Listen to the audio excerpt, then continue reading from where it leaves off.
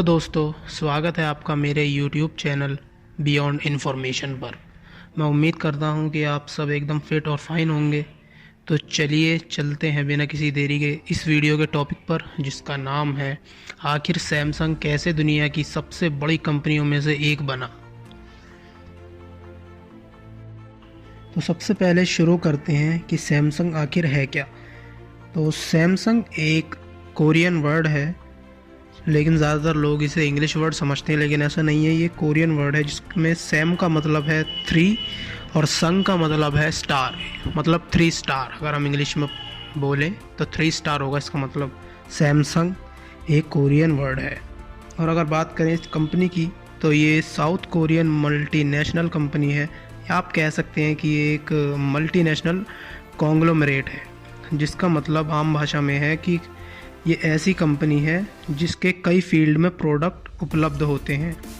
जैसे सैमसंग सिर्फ mobile phone ही नहीं बनाता, बल्कि कई और चीज़ें भी बनाता है, जैसे एंटरटेनमेंट की चीज़ें, हॉस्पिटैलिटी के लिए, एडवर्टाइजिंग के लिए, कंस्ट्रक्शन के लिए और बहुत जगह। बात करते हैं कि इस कंपनी की शुरुआत किसने और कैसे की। तो मैं सबसे पहले आपको बता दूं कि सैमसंग के फाउंडर हैं ली बियोंग चुल, और इन्होंने इस कंपनी की शुरुआत 1 मार्च 1938 में की थी। और आपको जानकर हैरानी होगी कि उन्होंने सैमसंग के तले सबसे पहले सब्जियां बेची थी। जी हाँ, आपने बिल्कुल ठीक सुना, यानी आपकी चहेती कंपनी के बिगिनिंग डेज़ की बात करें तो वो मेन जो उनका काम था वो यही था कि वो नूडल्स और सब्जियां बेचा करते थे, क्योंकि ली बियोंग चुल का बिज़नेस टिएगो कोरिया में था। इसलिए उन्होंने सबसे पहले अपने आसपास में ही ट्रेडिंग का काम शुरू किया, जिसमें वह वहाँ मिलने वाले नूडल्स और अलग अलग तरह के वेजिटेबल को चाइना एक्सपोर्ट करते थे। फिर साल आया 1950 का, जब कोरियन वॉर स्टार्ट हुआ, और कोरियन वॉर के बाद ली बियोंग चुल ने अपनी कंपनी को और बढ़ाने का सोचा, और फिर उन्होंने अपना हाथ टेक्सटाइल की तरफ बढ़ाया, और देखते ही देखते उन्होंने पूरे कोरिया की सबसे बड़ी वुलन मिल खोल डाली। उसके बाद उन्होंने सबसे ज़्यादा अगर किसी चीज़ पर ध्यान दिया तो वो था इंडस्ट्रियलाइजेशन। ऐसा इसलिए था क्योंकि कोरियन वॉर के बाद कोरिया फाइनेंशियली बहुत ज़्यादा क्रिटिकल सिचुएशन में आ गया था। इसलिए ली बियोंग चुल ने उस वॉर के बाद हमेशा कोरिया का भला ही करना चाहा, और इसके बाद उन्होंने और ऐसी कंपनियां जो कॉन्ग्लोमरेट थीं उनकी भी काफ़ी मदद की।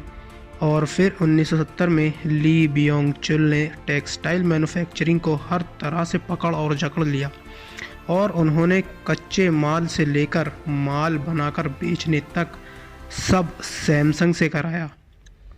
इसी दौरान उन्होंने सैमसंग की कई सब्सिडरी भी खोल डाली, जैसे Samsung ship building, Samsung precious company etcetera. और यही वो दौर था जब सैमसंग ने काफ़ी चीज़ों में इन्वेस्टमेंट की, जैसे केमिकल, पेट्रोकेमिकल, इंडस्ट्रीज़ और बहुत। साल था 1969। सैमसंग ने पहली बार इलेक्ट्रॉनिक्स में कदम रखा, और किसी ने कभी नहीं सोचा होगा कि एक टेक्सटाइल मैन्युफैक्चरर इंडस्ट्री इलेक्ट्रॉनिक्स में भी आकर डोमिनेट करेगी। लेकिन हम सब जानते हैं कि आज ज़्यादातर लोग सैमसंग को सिर्फ उसके इलेक्ट्रॉनिक प्रोडक्ट की वजह से ही जानते हैं। चलिए अब बात करते हैं सैमसंग के शुरुआती इलेक्ट्रॉनिक प्रोडक्ट्स की। तो मैं आपसे सबसे पहले एक क्वेश्चन पूछना चाहूँगा, क्या आपको पता है कि सैमसंग का सबसे पहला इलेक्ट्रॉनिक प्रोडक्ट कौन सा था? अगर पता है तो कमेंट सेक्शन में ज़रूर आंसर देना। तो अब बात करते हैं सैमसंग के सबसे पहले इलेक्ट्रॉनिक प्रोडक्ट्स की, जो था ब्लैक एंड वाइट टीवी। जी हाँ, आपने सही सुना, सैमसंग का सबसे पहला इलेक्ट्रॉनिक प्रोडक्ट एक ब्लैक एंड वाइट टीवी था, जिसे उसने साल 1970 में लॉन्च किया था। और इसी के साथ सैमसंग 1970 से ही घरों में इस्तेमाल होने वाले अप्लायंसेस को भी दूसरी कंट्रीज़ में एक्सपोर्ट करने लगा, और ये समय आते आते सैमसंग कोरिया का सबसे बड़ा मैन्युफैक्चरर बन गया था। और सैमसंग ने कोरिया के 50% सेमीकंडक्टर की हिस्सेदारी ले ली थी, जो कि किसी और कंपनी के लिए कर पाना काफ़ी मुश्किल था। और सन 1970 की आखिर में या कहें कि 1980s की शुरुआत में सैमसंग बहुत जल्दी एक्सपेंड हुआ, क्योंकि इस दशक में सैमसंग ने अपनी टेक्नोलॉजी रिलेटेड बिजनेस पर ज़्यादा फोकस किया था और उन्होंने सेमीकंडक्टर, जो कि इनका खुद का ही था, और इलेक्ट्रॉनिक ब्रांच बनाई। और 1978 तक सैमसंग अपना एरोस्पेस डिवीज़न भी बना चुका था, जो कि सिर्फ एरोप्लेन फ़्लाइट्स या एरोनॉटिक्स की डेवलपमेंट करता था। और अब साल आया 1985 और लॉन्च होता है SDS, जिसे लोग सैमसंग डेटा सिस्टम के नाम से भी जानते हैं। और इसका जो मेन काम था वो था कि बिजनेसेस को कैसे ग्रो करें। और इसके बाद सैमसंग IT सेक्टर में भी लीडर बन गया। और इसके बाद सैमसंग ने 2 इंस्टीट्यूट खोले जो कि रिसर्च एंड डेवलपमेंट पर बेस्ड थे, जिसकी मदद से कंपनी टेक्नोलॉजी लाइन में और ज़्यादा कारगर काम करती थी। अब साल आया 1990 और सैमसंग लगभग जिस भी फील्ड में गया वहाँ पर उसका बोलबाला हो गया था। और सैमसंग तब भी यही नहीं रुका और उसने ग्लोबल इलेक्ट्रॉनिक्स में और ज़्यादा एक्सपेंड किया। लेकिन इस दौरान सैमसंग कंपनी में काफ़ी घोटाले भी हुए, जिससे काफ़ी लोग प्रभावित हुए। लेकिन सैमसंग ने पीछे मुड़कर देखा ही नहीं और उसने अपने प्रोडक्ट्स में एडवांसमेंट लाते गए और अपने प्रोडक्ट्स की क्वालिटी बहुत ज़्यादा बढ़ा दी, जिससे सैमसंग को काफ़ी फ़ायदा हुआ। और अब तक सैमसंग लगभग सभी चीज़ों में आगे आ गया था, चाहे वो सेमीकंडक्टर हो या कंप्यूटर हो या LED स्क्रीन्स हो। और इसी के साथ सैमसंग दुनिया की सबसे ज़्यादा मार्केट शेयर वाली कंपनियों में टॉप 5 में आ चुका था।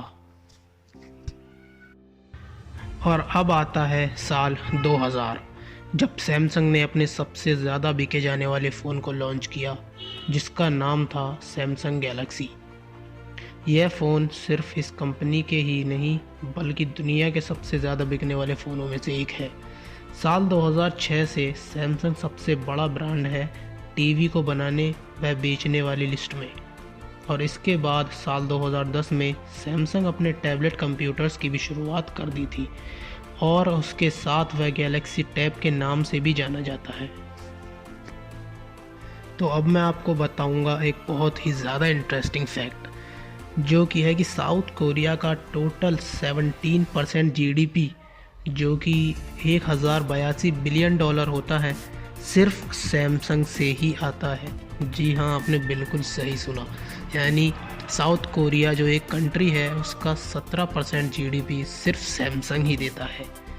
और सैमसंग अकेले 79 कंट्रीज़ में रोज़गार देता है, जिसमें उनके टोटल स्टाफ 2,36,000 है।